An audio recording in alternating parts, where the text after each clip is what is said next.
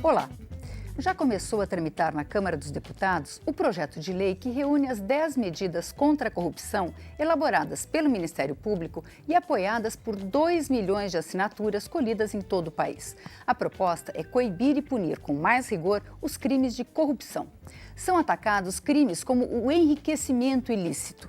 O projeto altera o regime de penas e de prescrição penal. Propõe medidas que aumentam a celeridade de ações de improbidade administrativa e também responsabilizam os partidos e criminalizam o Caixa 2. Eu sou Vânia Alves e o Brasil em Debate da Rádio TV Câmara vai conversar sobre essas propostas com o deputado Antônio Carlos Mendes Tame, do PV de São Paulo, que assinou as propostas para que elas entrassem mais rapidamente em tramitação, e Diego Garcia, do PHS do Paraná.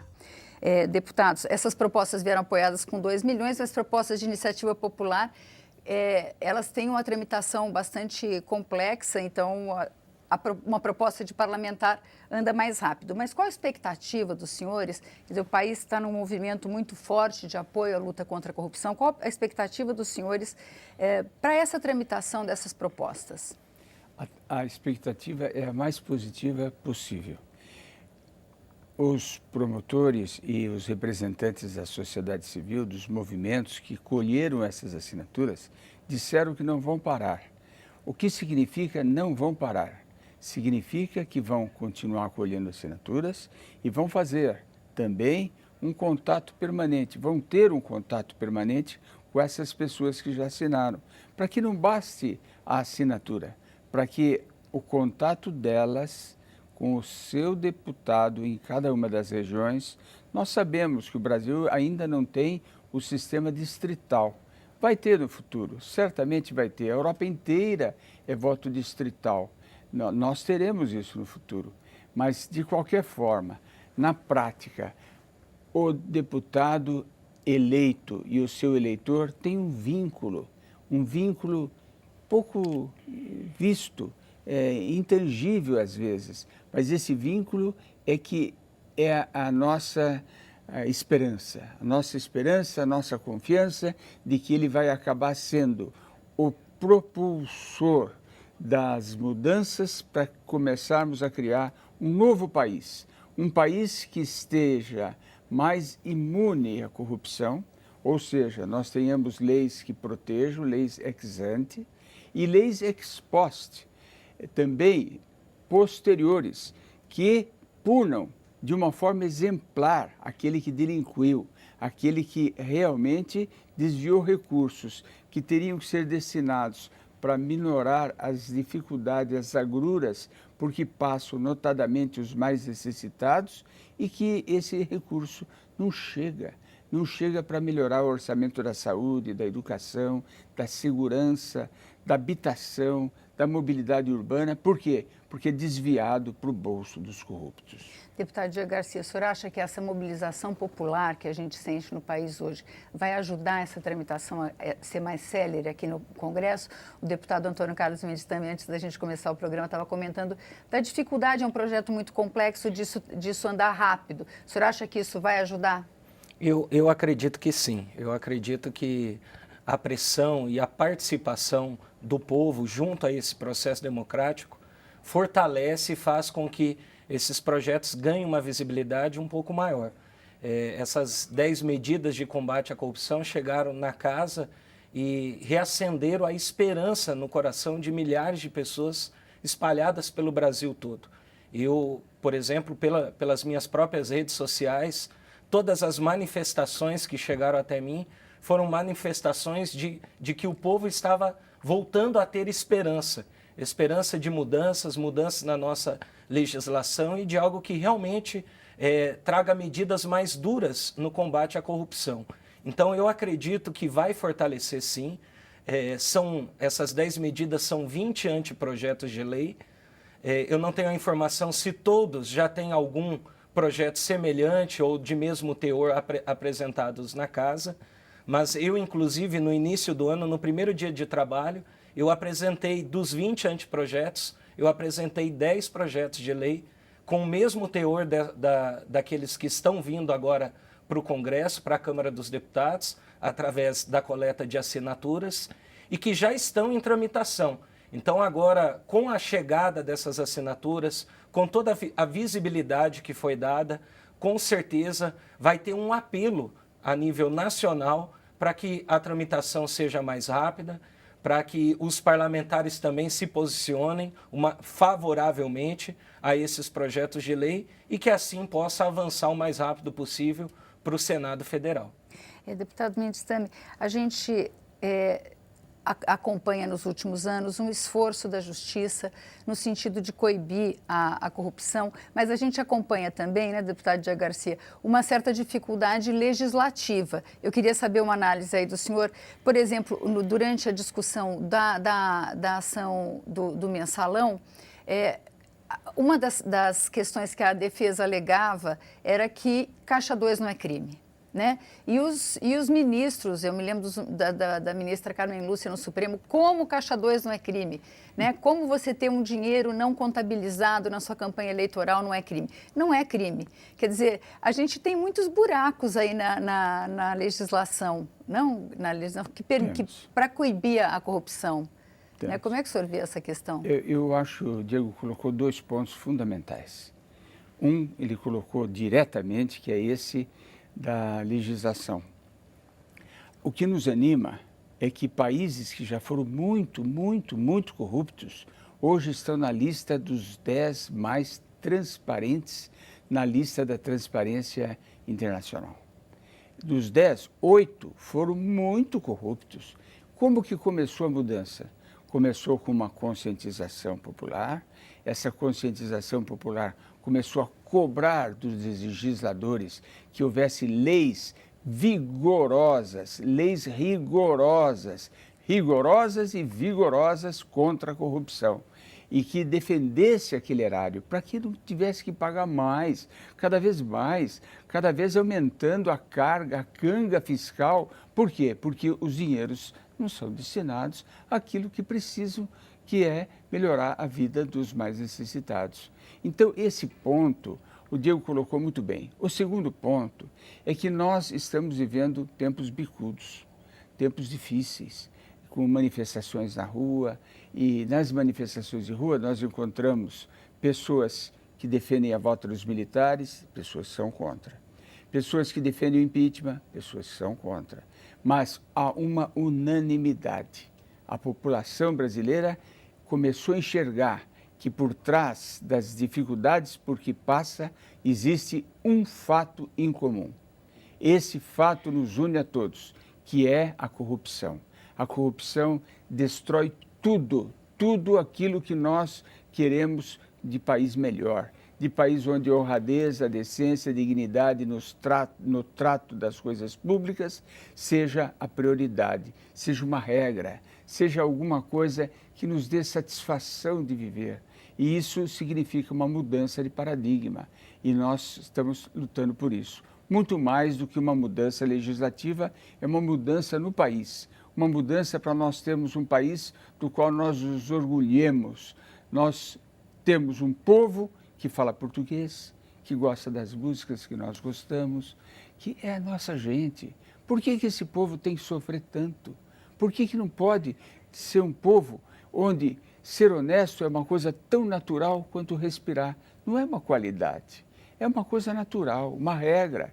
E é isso que nós queremos. Deputado Diego Garcia, quais as lacunas que o senhor apresentou 10 propostas, quais as lacunas que o senhor enxergou? Hoje a gente vê que precisa medidas serem tomadas na legislação para aperfeiçoar principalmente o trabalho do Poder Judiciário, que acaba, em muitos casos, a própria classe política utilizando de diversos recursos para protelar esse tempo de tramitação de processos que estão dentro do Poder Judiciário. Também as medidas mais duras com relação à corrupção, que hoje ela não é considerada como um crime hediondo. Então, no meu ponto de vista, tinha que ser. Então, a pena hoje é muito branda para a questão da corrupção no nosso país. E eu vejo que medidas mais duras têm que ser tomadas, porque senão não vai gerar mudanças nenhuma não gerando essas mudanças na nossa legislação, o país continua do jeito que está. Eu concordo perfeitamente com o deputado Tami quando ele diz que há entre todas essas manifestações, há um protesto comum, que é o combate à corrupção. O povo já não aguenta mais. A corrupção, ela se tornou um mal muito grande para a nossa nação, para o nosso país. As pessoas estão desacreditadas, mas nós também temos que combater a corrupção desde os pequenos atos até os grandes atos, que são aqueles que nós estamos vendo dia e noite na mídia e no noticiário. Como, por exemplo, a pessoa que ultrapassa a fila num banco, ou que pensa em ultrapassar a fila ali para poder fazer um exame clínico, ou para também conseguir realizar uma cirurgia. Então, eu vejo que desde as pequenas coisas, às grandes coisas, nós precisamos mudar a mentalidade da nossa população.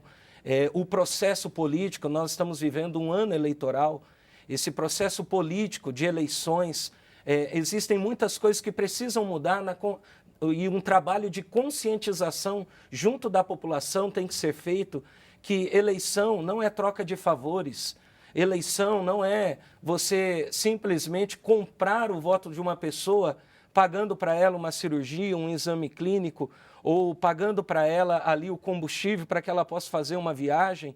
A eleição é esse processo democrático onde está nas nossas mãos uma arma que pode ser decisiva e que pode ditar como serão os próximos 4 anos da nossa vida, dentro da cidade, dentro do nosso estado e dentro do nosso país. Então, é uma arma muito poderosa que cada cidadão tem nas suas mãos, mas que muitas vezes está simplesmente vendendo ela, entregando ela e não usando ela da forma correta como deveria ser. Bom, a gente vai fazer um pequeno intervalo e volta daqui a pouco continuando com essa conversa sobre corrupção. Até mais.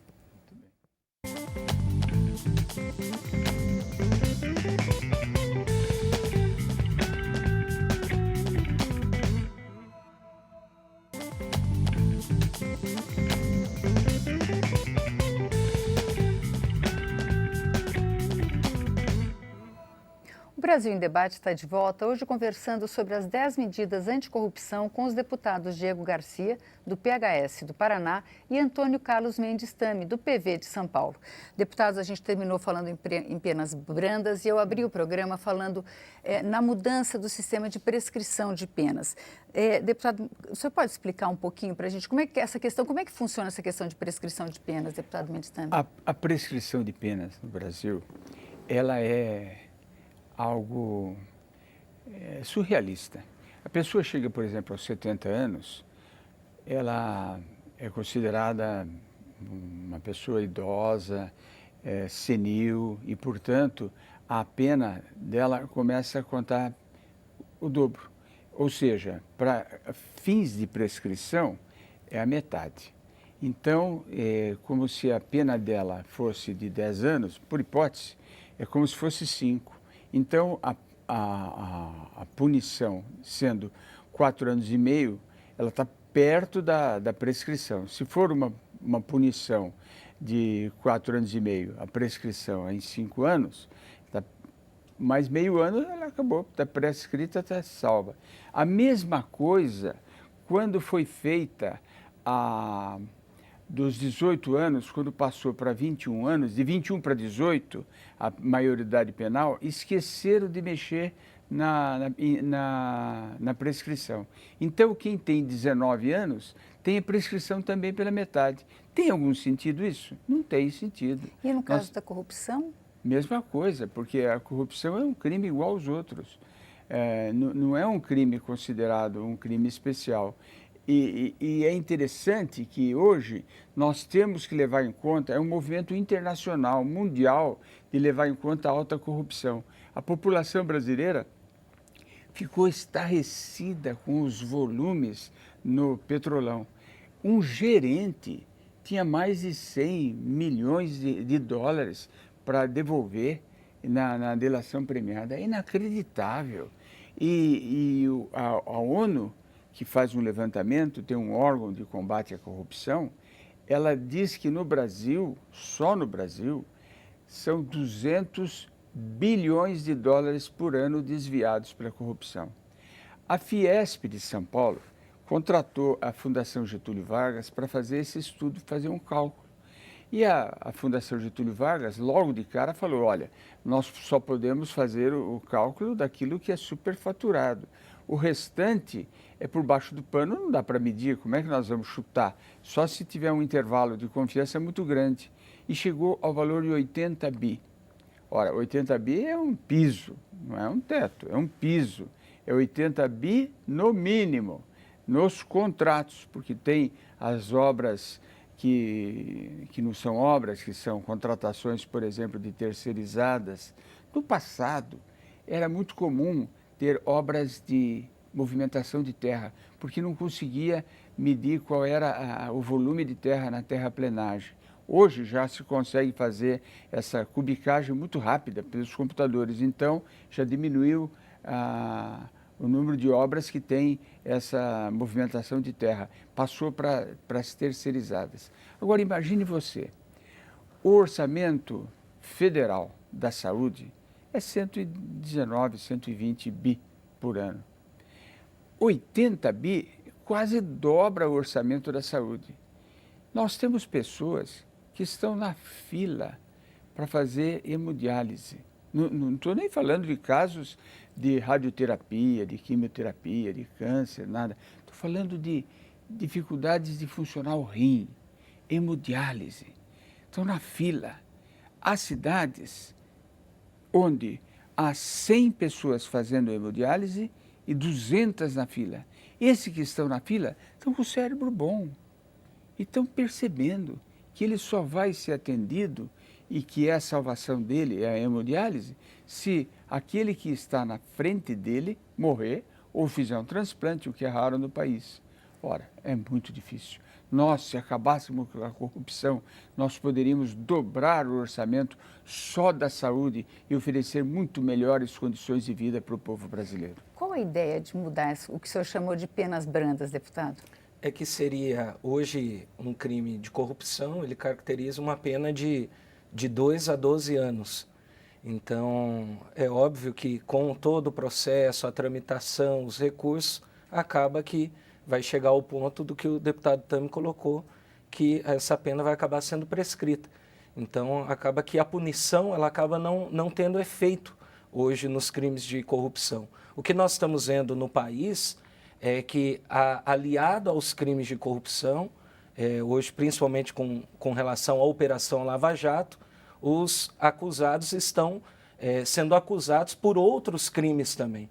Então, por isso, as penas estão sendo penas mais longas e mais duras. Mas o que nós queremos é que a pena por corrupção ela seja aumentada. Então, que seria de 3 a 25 anos, de acordo com a gravidade de cada crime de corrupção no nosso país. Então, esse é o trabalho que ganhou corpo a nível nacional. Esse o movimento que cresceu de iniciativa do Ministério Público Federal, mas que agregou diversas associações, inclusive na entrega aqui de mais de 2 milhões de assinaturas, vieram diversas entidades, associações, igrejas católicas, evangélicas, espíritas, que estiveram unidas aqui dentro de um único propósito, que é de ver uma iniciativa, de ver algo através dessa casa, do Congresso Nacional, medidas sendo tomadas para que de verdade esse mal tão grave e que está afetando lá na ponta quem está necessitado e precisa, como o exemplo que o deputado aqui colocou, nós podamos dar essa resposta para a nossa sociedade e num futuro bem próximo, queira Deus seja esse futuro bem próximo, nós já vemos o resultado disso, as mudanças disso com efetividade no nosso país e atingindo de verdade a população e as pessoas que mais carecem, necessitam desses recursos que hoje estão sendo desviados. Agora, os senhores falaram da Operação Lava Jato. A imprensa tem insistido nesse assunto de que, junto com o movimento do impeachment, né, um dos compromissos seria o Hélio Gaspari usou a expressão desossamento, né, um esvaziamento da Operação Lava Jato, que a ideia de um governo posterior seria também de esvaziar, porque a Operação Lava Jato estaria afetando gravemente grandes empresas, praticamente todos os partidos. Os senhores acham que esse movimento popular contra a corrupção é capaz de sustentar essa luta contra a corrupção por mais tempo, mesmo contra um movimento forte aí da classe política contra a Lava Jato? Eu acho que esse é um dos 3 mitos que estão tentando nos impor. Eu já assisti, durante todo esse período que eu estou aqui como deputado, muitas vezes, principalmente o governo, o executivo, tentar implantar na cabeça dos deputados, dos parlamentares, certos mitos. Hoje, começou com tentativa de dizer que impeachment era golpe. Depois perceberam que está na Constituição que não é golpe. Aí mudaram. Aí é outro mito que eles estão tentando implantar, de que o impeachment do jeito que está sendo pedido é golpe. Ou seja, do jeito que está sendo pedido, ela não cometeu nenhum crime de responsabilidade, portanto, ela não transgrediu a lei, mas isso é algo que vai ser discutido. Isso não é de antemão eu chegar e analisar ou não é. Isso é algo que tem que ser discutido depois. Cabe a um julgamento muito profundo, muito cuidadoso, de se realmente cometeu crime de responsabilidade ou não. E o 3º mito é esse que você acabou de falar, que a Lava Jato é um malefício. Não é um malefício. A Lava Jato não pode parar. Ela é a única coisa boa que nós temos para mostrar para o mundo hoje, é que nós estamos correndo atrás do corrupto. Quem que faz as grandes obras? As grandes empreiteiras? Conversa, elas terceirizam tudo. São as médias empreiteiras que estão aí, todas, com know-how, com o cabedal lá nos CREAs respectivos. Não precisa, não tem problema nenhum se a Lava Jato continuar. Ela precisa continuar para o bem do país. E nós temos que se contrapor dentro aqui da casa para não parar com a Lava Jato. Na Itália, ela parou e deu no que deu no Berlusconi.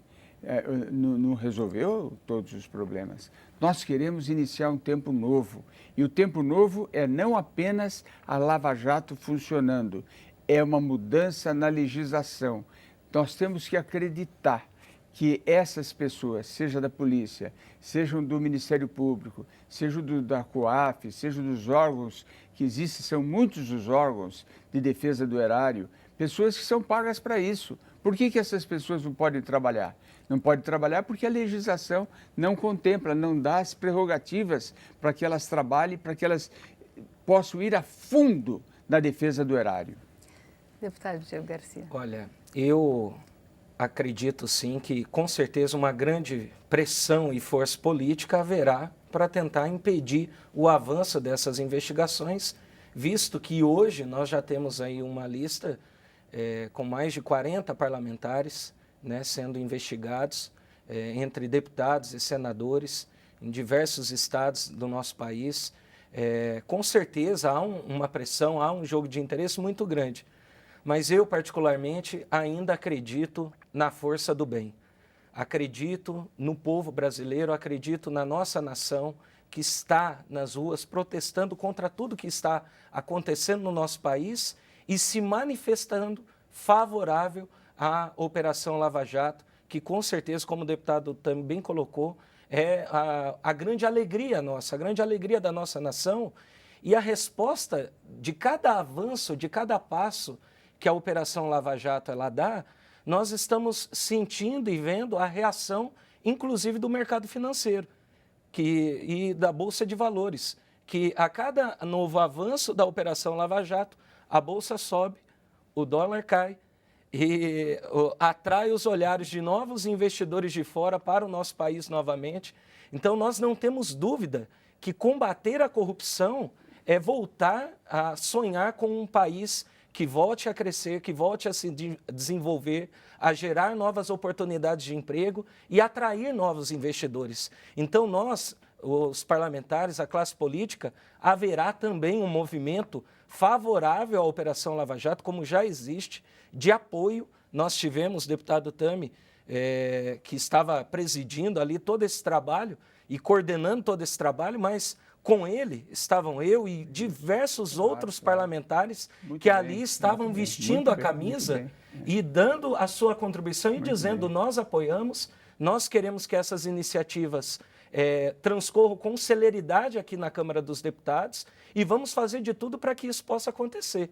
Então, é óbvio, haverá um movimento dos dois lados, mas eu acredito que o movimento do bem, a força do bem, e nós temos que sim apoiar o Poder Judiciário, apoiar a Polícia Federal para que essas investigações continuem e que medidas duras sejam tomadas contra todos aqueles que forem comprovados os crimes aí por corrupção e pelo desvio do dinheiro público. Muito obrigada, deputado Diego Garcia. Muito obrigado, deputado Mendes Tami. O Brasil em Debate termina aqui. Você pode rever ou compartilhar este ou outros programas na nossa página, câmara.leg.br/Brasil em Debate. Obrigada pela audiência e até a próxima.